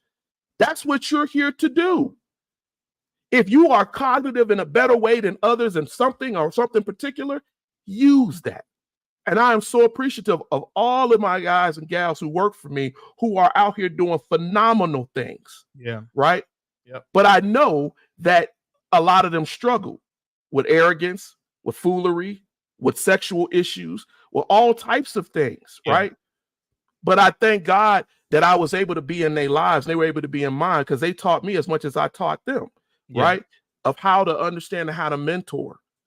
That's when we talk about PTSD, when we talk about all of these stresses and things, what gets people through, I think that God has always made man, we are creatures of praise and service. If we serve God properly, if we allow our service to be used in the way that God wants us to, Jesus said in the garden that not my will, right, but your will be done. If we let God lead us, we could do any of these things. We can change what the environment that we have out here. But there's so many of us, as Malcolm said when the autobiography of Malcolm X, who waste away the talents and the abilities that God gave us because nobody is there to inspire. Nobody's there to inspire, instruct, and guide along. And I would be so much further in IT than I am if I had mentoring. That's why I spend my time mentoring folks for free. I don't be charging people nothing. There are people who make millions of dollars out here. I don't charge people anything. I'm gonna give you this game for free, right? You know, in the military, man. I know we got to close out of here. There was I knew the first day I saw him. I was like, I knew he was married, but I'm like, yeah, you shouldn't be married, bro. You struggling with some things. You gotta you struggling with some things. No, not yet, bro. I dropped that exam twice last year, man. I'm studying for it again now, Eric. Pray for me, bro. That's all I can say. I just finished up domain 3, and I'm gonna go do it all over again. So I'm still working on it, man. Because I told you they called my office the chair. Anybody who had trouble or problems, they come see me. And I said, hey man, I said the military has a don't ask, don't tell policy. I know what you're struggling with. I don't need you to tell me. But I got to get it off. I said, if you got to get it off, go home and just let it out. I said, but don't put me in a position that I don't want to be in. I like working with you. You on the team. I want to keep you around. You do great work. I said, but this thing, it will not end well for you. And I don't want that on my conscience. Don't ask, don't tell, serve the purpose. Do not put your family in jeopardy. You need to do what's right by your wife, but don't tell me anything because I don't want to know. Yeah. He appreciated that conversation. Because, some of us follow rules, some of us don't. But he appreciated the conversation. But I said, bro, you ain't got to say nothing. The Holy Spirit already revealed it. You ain't got to be a believer for the Holy Spirit to speak to me. But it was just the care that I have for people. Everybody dealing with something, bro. I ain't judging you for that. But don't tell nobody this. You do what you got to do. Your wife don't deserve what you giving her. But it's the care for people. And it gives them the courage and the strength. Yes. Right? To do what they need to do. That's right. Yes. That's right. I know we're getting ready to close. My wife and me sat with a psychiatrist. I'm gonna disclose that. We sat, I was getting ready to, I was doing all my stuff for my disability. And we were sitting with a psychiatrist, and both of us were in there talking to her. And I got a bachelor's in psychiatry. Of course, my wife is working on her doctorate. So we're very much aware of certain things. This is what I mean by knowledge, right? But we sat there, we were talking, and the lady was asking questions on, what validates PTSD. And there were certain things that I couldn't remember or I didn't think about, and my wife was bringing up. And the lady, by the time me and Tina, I think we sat there for like 30 minutes. By the time me and Tina was done, that lady was in tears. This psychiatrist now. Meet with vets all the time. She was in tears. As she told me, I remember she said, do you hear your wife? I said, I hear her. I know what we've had to deal with. And she was like, the things y'all have had to deal with, it would have broke most people. It would have broke most people. And I say it to her. It is the reason why I encourage my wife. I said, you need to do a show talking about mental health, because see, God has put something on you and giving you something, and you can speak to things that other people won't be able to speak to because of the experience, not just the knowledge, but what God has allowed you to go through, what has allowed you to see, how it affects the kids, how these things affect the families. And I appreciate her because it is not easy to live through what Tina and my boys had to live through, but she is the mother, having to make sure when I got on a ship to go underway, my baby punching at a bedpost because he don't understand why his daddy got to leave him, right? Watching my kids have to deal with me being gone and explain to them that what your father is doing, with still the fear, is he gonna come back? Yes, sir. Right? And so it is important. I saw Mama Michelle was on here earlier, how it affects the families, how it affects the person that's going through it. Everybody's affected.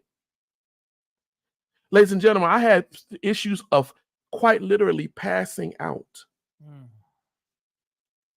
at jobs, passing out and not realizing the stress that was on me, right?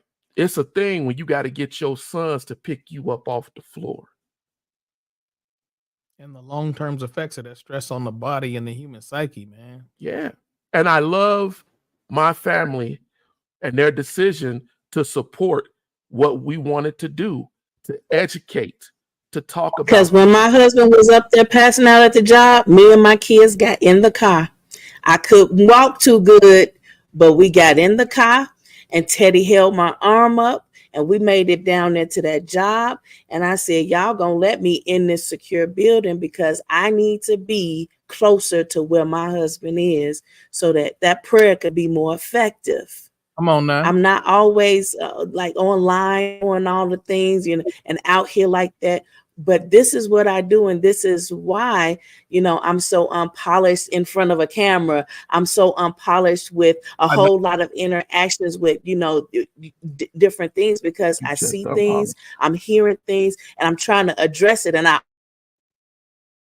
is okay so that you know, because it could get a little intense because it's a very sensitive subject, but I want to make sure everybody's okay and I want to make sure it stays okay. But it was extremely important that we get this out here because I've heard scholars say you all don't know, you're not really aware. I've heard researchers say you all really don't know, and I'm tired of them, you know, messing with the statistics to try to maneuver it as though it actually supports that narrative, and it does not. We need to get out here and we need to say, no, I am aware of what's going on. And I know, Tony, you probably got to get up and go to work in the morning, but I wanted you to understand why I wanted this show to happen and what the importance of it was. I just let you guys go ahead and vent it out, but it's so much more. That's just the surface, because we still haven't talked about how how Eddie and I actually made it to survive being in the military, because some people didn't make it. We haven't talked about how the children still have a positive and strong connection with their father, though there was so much disconnect there. It's so much more that, you know, we need to cover, but you know, the hour is late and I don't want to keep you guys, but I'm gonna let y'all do what you do. I'm not gonna interrupt you. No. I'm laughing at Eddie Phillips too, because he's like, no, low key, I rolled up prepared to scrap. He's like, I'm gonna get my daddy up out of here. Like, I'm coming to get my dad. I'm gonna move all you cats out my way. I know testament. And if there's any man out there who's listening who is not taking care of your child, let this be the night. If you know anybody out there who's not taking care of their child, forward it to them. Tell them to fast forward to a minute, hour and 30 minutes in, so they can listen to a military father separated from his children, but still present. I want you to think about that. separated from children, but still present. There's no excuse for absenteeism in a child's life whatsoever. But I have to add, because I've seen so many women and so many unactive duty spouses not support that kind of relationship because they felt some type of way about that absenteeism. So it does take two. I just want to put that out there. It does, but you're right. But I wasn't gonna speak on that. I let you bring it up as a woman. I wasn't gonna bring it up. No, y'all both right. It takes both. Look, I'll close out and say this, right? I have been so blessed in my life. I have 4 boys. 4 sometimes get on my nerve boys, but they're they are a part of me and my wife, right? And I would be remiss if I did not say this. Me and Tina grew up together. There is some of that. But I remember when I went to church, because I went through some things before I went in the military. And I went to church and I had asked God years ago. I told God specifically what I wanted. I described the woman I wanted from head to toe, right? And when I got to church, I said, man, I never really paid attention to the things that I like about Tina, right? And I was like, that might be interesting. And I didn't say nothing to nobody. And this is how I know my pastor was a true prophet. I started coming to church. She called me up there. She gave me a word. She said, I'm going to tell you something. She is the one. But she gave a caveat, but you got work to do. You got work to do. And I didn't understand that. I was like, well, what do I got to do? I just tell her and, and as the years have gone on, me and Tina will be married for 25 years come November. As the years have gone on, I thank God because God allowed us to be together. Because I don't know, too many people who could have endured the things that we've endured and had to go through the things that we've had to go through and have 4 boys, right? Who, for the better part, are healthy, mentally healthy, right? Don't have daddy or mommy issues. Yeah. I tell them all the time, that's not your story, right? You are blessed. You are blessed. And you have to use those blessings, right? To showcase it to the world. When you ask the question, if you ask the question, why my sons have a show and they can get on and be runkus, right? But they are there to speak to their generation and talk about things. Yeah. And as I watch them get more comfortable, I watch my son talk about the prison. Do y'all know how much that moved me to see my son, yes, sir, create a PowerPoint to talk about what is going on in America and all over the world with locking up Black men? For him to be aware, yes, that this is something I need to talk to my brothers about. Yes. The conversations and the things, that's a blessing. Yeah. Those are the same boys I had to leave to go out on these ships. Yes, sir. Those are the same boys I had to leave for 3 years. Yes, sir. But they strong Black men, and it takes that dual bond and connection. Despite having PTSD issues, despite being 100% disabled, despite having to do anything we've had to go through. Yeah. God is still good. God is still blessing. Yeah. God is still inspiring. Yes. And I want you all, Tony, you are absolutely right. If you have mental health issues, PTSD, whatever it may be, if you feel that you can't connect with your kids, there are people, groups, mentor help, church groups. There are options for you to allow and align better to your child. I watched Monique and her son out here having a public fight in public. I heard about it.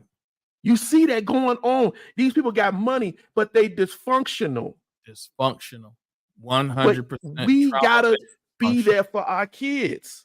Yeah. Because that next generation, your grandkids, they kids, however long God allows this world to exist. Yeah. They are a representation of you. Yeah. of you, what God allowed to come through you. Yes. I prayed for my daughter's husband last night. She ain't even dating. I prayed. Yeah. My daughter's husband. Oh, you sound like me, Tony. Last night.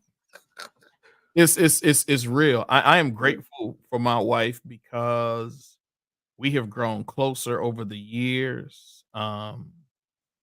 Every time she digs into my poetry book, she just is like, dude, I feel like I don't even know you sometime, man. I mean, I've written some stuff. Yeah.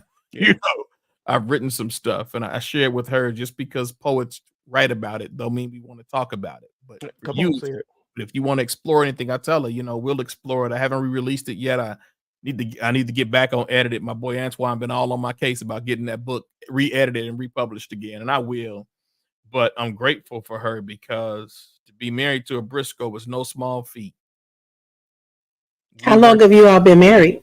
It'll be 23 years next month. Oh man, amen. Yeah, that's 23 years next month. And when I got called up after 9/11, we weren't even married a full year yet. And she was like, Lord, you said he can't go off the war. I don't understand what's going. You said he will be home. She went like straight scripture with the Lord. Okay. But when I tell you, I understand. When I tell you everything we prayed for, I got to stay in Great Lakes. Yeah. You know, as I told her, if there's an opportunity for me to stay for a year, thank you. That I want to stay for 365. So when they asked for volunteers to stay, they were getting ready to cut me loose at 10 months. I said, no, you need to volunteer me. Cause I knew if I did 1 year, the state of Illinois would pay for my college, 120 credit hours, Illinois Veterans Grant. We've been on one income 19 years. We chose homeschooling, pre-K through 8th. We wanted to ensure that our daughter had Bible study as part of her daily curriculum. Amen. African American history is part of her daily curriculum. Right? These are things my wife, she stayed home. She took on that responsibility. But being with her, 2 albums, associate's degree, college degree, a book.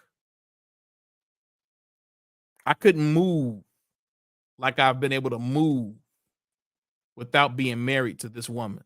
Amen. Y'all see the little caricature in the background now pointing at. I couldn't move like the favor that I've had with this woman in my life.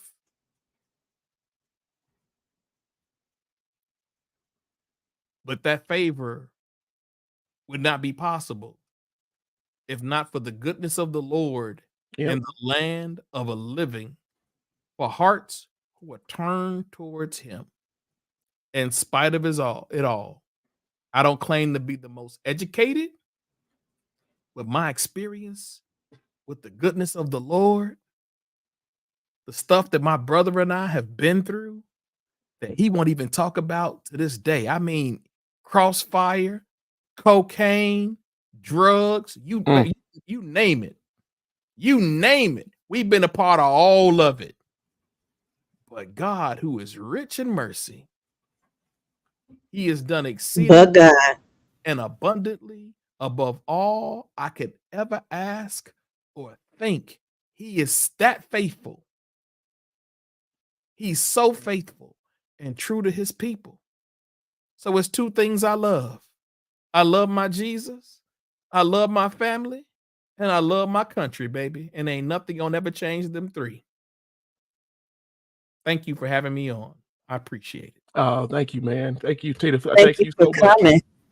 I'm so happy that we talked about this and got some of this psychological aspect out in the open. You all have no idea how much this is going to help a lot of people in different communities. So I really appreciate it. It's going to not just help the Black community. I know this is Black History Month, but it's going to help the white community because they're going to understand. understand that African American people are aware of what's going on. So I'm so happy that you guys came on here. I wanted to do a little bit of a devil's advocate so that we could touch on those various things, even though I do not agree with the racism that's going on and normatives that divide. I'm not a fan, but I had to make sure that I put that out there so that people would see, yeah, that's not true. That's not true. That's not what's happening. It is something else, and we are all being lied to for a reason that we haven't even touched on yet. So Yeah. I don't want to keep you. I know you got to get up in the morning, but yeah, it's crazy out here. Yeah, I want to share this one piece because, and again, I can't think of the word that Eddie used earlier, but he talked about that when you mix a foreigner into the fishbowl, that is what is happening with this is what is happening with the Trump administration. Yeah. Because he's still got an administration, though he ain't president. I want to make that clear. But what's happening now is, because I know military people who voted for this dude, right? And again, if you vote in your interests, by all means, vote your interests. They've not been able to give me anything of substance, and that's my concern. Right? You ask why, for those who voted for Joe Biden, like we can add some substance to that. I ain't saying it's a whole lot of substance, but we can add some things to that has been done with pharmaceutical companies, that has been done with healthcare. We can name some things off. I say that to say this attack against wokeness, this attack against diversity, equity, and inclusion. We got two Tinas. How that happen? It kicked me out and then come back on. Oh Lord. I'm like, are you a ghost? Okay. I've heard of Black Girl Magic, but that was Ghost to the machine. What's going on? But what's introduced now is a seed and poison of the white race, not all of them, feeling like they're about to be erased. Oh, yeah. When I hear the comments that I've seen on military chatter about the fighter pilot program, how they're letting any old body in, and all this garbage rhetoric. First of all, the world knows the number one fighter jet fighting force in this country were Black men. The world knows. We didn't lose no bombers, baby. We didn't lose we know every aspect of intelligence that they say we did not have. We have proven more and over again and again and again and again. I can't even think about the brother in technology I just learned about, who was the dude responsible for speeding up how computers process, who came from the motherland. I just learned about that brother the other day. Right? It's so many things that we're doing. Our country is taking a dangerous, regressive step. And that's why we teach. That's why we do what we do. That's why there's history out here. And I'm a shameless plug. Even though you tried to mute me, Tina. I didn't mean to mute you, but I'm just saying. I'm a shameless plug that Eddie K. Phillips is putting out his first ever history book. When is it coming out? Hopefully next week, my brother. We will see the first digital copies out next week. We got a vet. I got a vet, man. It's an interactive book. I can't just put it on and the publisher say, hey, this don't work. Let's just put it out anyway. So they got to check it. But I'm praying next week it'll be out. Then I want to get a full hard copy out. But I'm going to tell y'all something. This is why we teach. This is why I make it a point that we teach before 1619, and that we make sure that you understand that the people who are of dark skin have done a lot more for the history of this world. We call it Black history, for the history of this world history, that we have ever given them credit for, because it wasn't beneficial to do that, right? And this book is going to cover you from the origin of man all the way down to African kingdoms. And this is only the first of 3 books. This is early world. 101 questions that I should have called it 101 questions that you didn't know to ask. But I asked them and I answered them for you. Eddie, hold up, man. So there are actually dark-toned Chinese people? Oh, yeah. Matter of fact, the Asians have a better philatelic connection to us, to Africans, than probably most people, even in Europe. They can trace the DNA, the haplogroups, to the Africans and the Congo. Bruh, it's deep. Your son's doing a prison discussion on how dark-skinned people are treated throughout the world. At that age, Yes, it's ridiculously incredible. The Maori people of New Zealand are the most incarcerated people in New Zealand. Yeah. The dark-skinned brothers in Brazil, the most abused inside of the prison system by police brutality.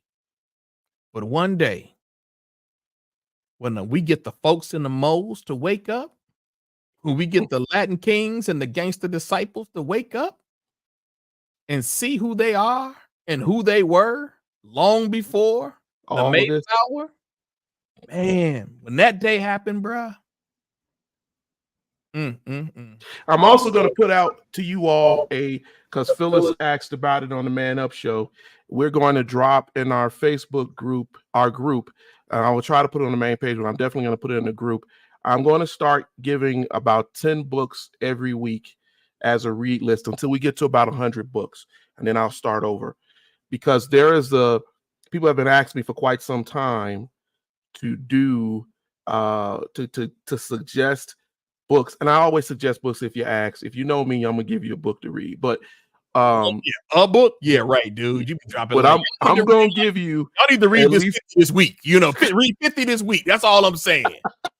I'm gonna give you some books to read, and I'm gonna try to make sure if I can find them digitally online for free, because some of them are older books. I will put that link in there too. You can always feel free to go buy whatever book you want if you can find it. But I always feel that you should also try to find it a way where you can access it any way that you want to, and digitally or for free. But I'm going to start doing that, and we'll start getting into it. And I know you said earlier, wife was reading Souls of Black Folks. I am halfway through.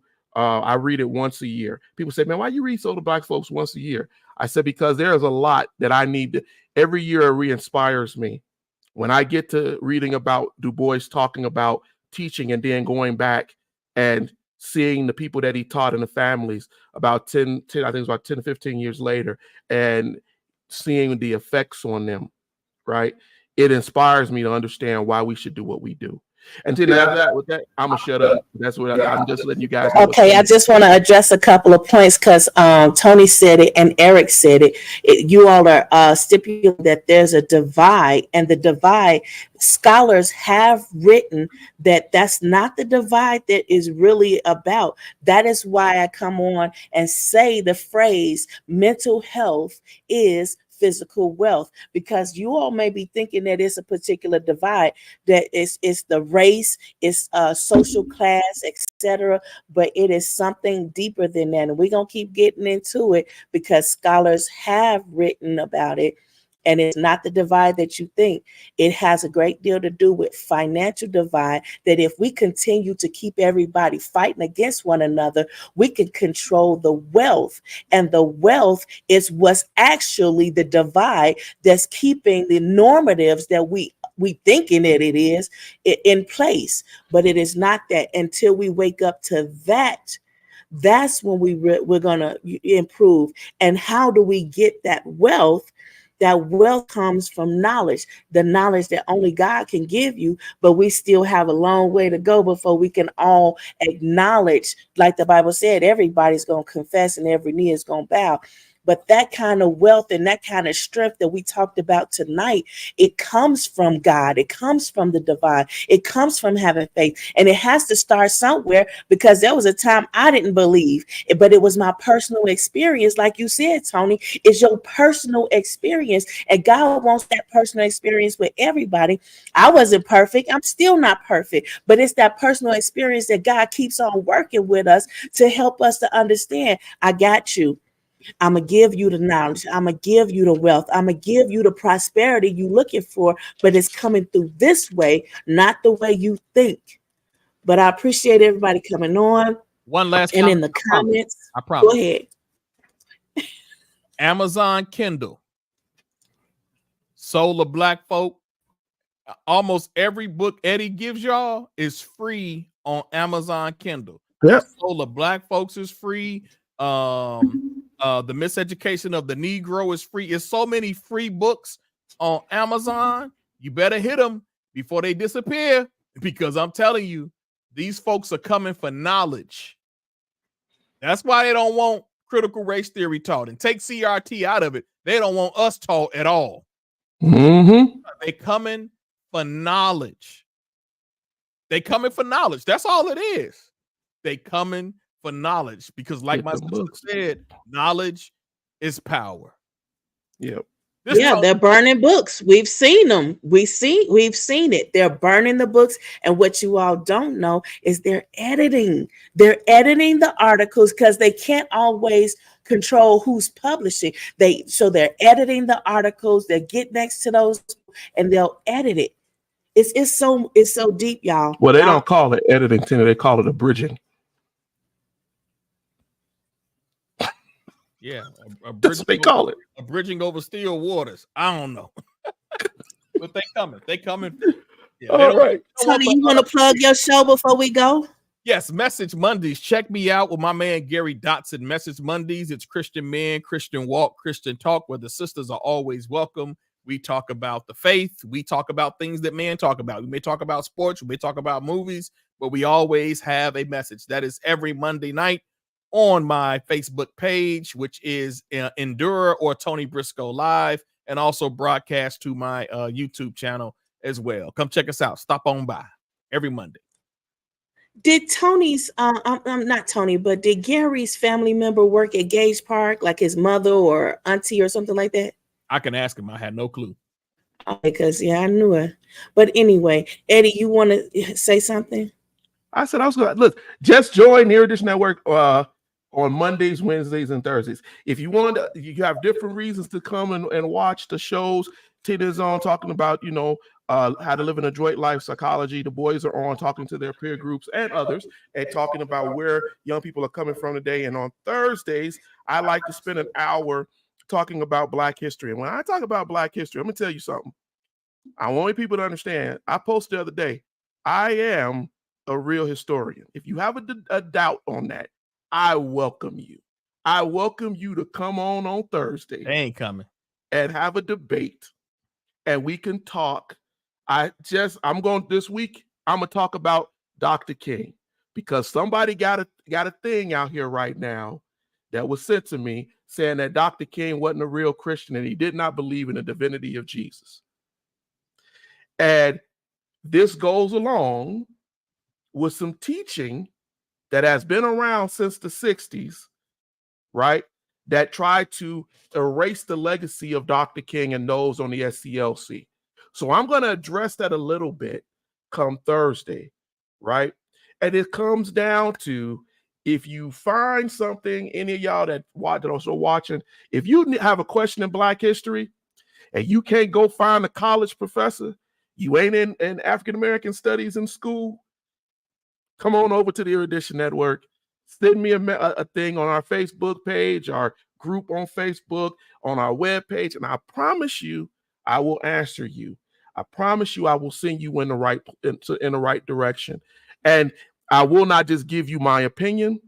I will base my opinion in fact, and I will cite you source and time that proves that fact. That is what I promise you. So that's all I got to say. Well, I really appreciate it, but I want to make sure that we understand that the psychological thing that's happening is actually the divide. And in doing that, they can control your ability to give up your free will, the inheritance that you have, because the blood of Jesus still works. And if you continue to plead the blood of Jesus, if you can keep your mind enough just to plead the blood of Jesus, then that inheritance that you have that keeps you covered, you get to keep being covered by the blood of Jesus. But if they can mess up your mental health and you forget to plead the blood, or you forget God, there we have a problem. So that's the divide, and that is the reason for the divide. But we are going to turn some things around, y'all. These videos are going to turn some things around. It's going to help some people mentally, and they're going to come to their right mind, and they're going to be stronger for it. And they're going to watch your show, Tony. They're going to be on there watching your show, Eddie. And I don't know about me. I'm trying to get there. Y'all some pros, though. I'm just saying. Man, please. I got 8 followers, but I'm gonna love my 8 followers every week they come on. I don't care if I got 2. We gonna go into the history with 2. We gonna go. All right, it's 10:30, fam. I gotta get up in the morning. Yeah, man. I All hear right, you. good night, everybody. All right, good night. Thank you. Thank y'all. Teddy, take us out of here. Teddy, get us out of here.